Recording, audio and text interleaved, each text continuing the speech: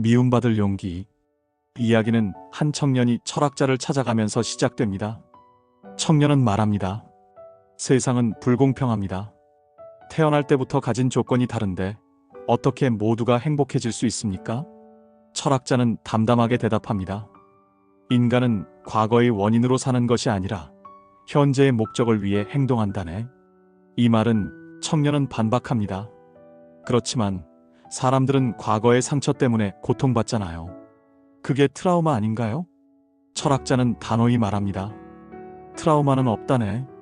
우리가 과거 때문에 불행한 게 아니라 불행하기 위해 과거를 가져다 쓰는 것일 뿐이네. 즉, 사람은 나는 이런 이유 때문에 못해 라는 식으로 과거를 핑계 삼습니다. 하지만 사실은 변화하지 않기 위해 과거를 붙드는 것입니다. 철학자는 인간의 고민을 아주 단순하게 정리합니다. 모든 고민은 결국 인간관계의 고민이네. 돈, 직장, 사랑, 가정 문제 모두 따지고 보면 타인과의 관계에서 비롯된 것입니다. 따라서 행복의 열쇠도 인간관계 안에서 찾아야 합니다. 청년은 말합니다. 우리는 남에게 인정받아야 하지 않나요? 칭찬과 존중 없이는 살 수 없잖아요. 철학자는 고개를 젓습니다. 남의 인정에 얽매이면 평생 자유로울 수 없네. 타인의 기대를 충족시키려는 삶은 결국 자기 자신을 잃는 삶이지. 이것이 바로 책의 제목 미움받을 용기와 연결됩니다. 다른 사람에게 미움받을 수 있는 용기 없이는 진정한 자유를 얻을 수 없습니다. 그렇다면 인간관계를 어떻게 풀어야 할까요? 철학자는 과제의 분리라는 원칙을 제시합니다. 내가 할 수 있고 내가 책임져야 하는 것은 내 과제. 타인의 선택과 결과는 타인의 과제. 예를 들어 공부를 할지 말지는 아이의 과제입니다. 부모가 아무리 강요해도 공부할지 말지는 결국 아이가 결정합니다. 내가 할 일은 도와줄 수 있는 환경을 마련하는 것이지 결과를 책임질 수는 없습니다. 이 원칙을 알면 불필요한 간섭과 기대에서 벗어나 인간관계가 훨씬 가벼워집니다. 청년은 여전히 불안해합니다. 자유롭게 산다면 결국 사람들에게 미움받지 않을까요? 철학자는 대답합니다. 맞네. 하지만 자유란 결국 타인에게 미움받을 용기에서 시작하지. 모두에게 사랑받으려는 순간 너는 자기 자신이 아닌 다른 사람의 인생을 살게 되네. 즉, 진정한 자유인은 남의 시선에서 독립한 사람입니다.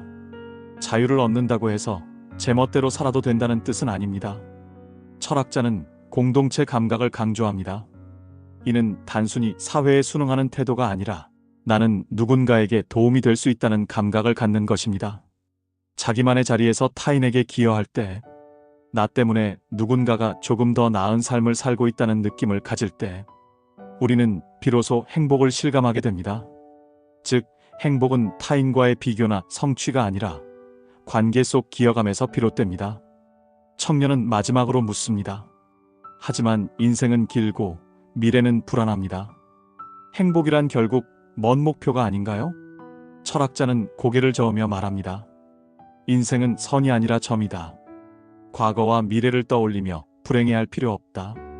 중요한 건 지금 이 순간을 어떻게 살아가느냐네. 즉, 행복은 언젠가 도착하는 목적지가 아니라 지금 이 순간의 태도와 선택 속에 있습니다. 교훈과 핵심 메시지 7가지는 이렇습니다. 1. 트라우마는 없다. 과거는 변명의 재료일 뿐 지금의 선택이 전부다. 2. 모든 고민은 인간관계의 고민관계를 단순화하면 고민도 줄어든다. 3. 인정욕구에서 벗어나라. 모든 사람에게 사랑받으려는 순간 자기 자신을 잃는다. 4. 과제의 분리. 남의 과제에 개입하지 않고 내 과제에 집중하라. 5. 자유란 미움받을 용기. 타인의 시선에서 독립해야 자유롭다. 6. 공동체 감각. 행복은 타인과의 비교가 아니라 기여 속에서 얻어진다. 7. 인생은 지금 이 순간. 행복은 목표가 아니라 태도다.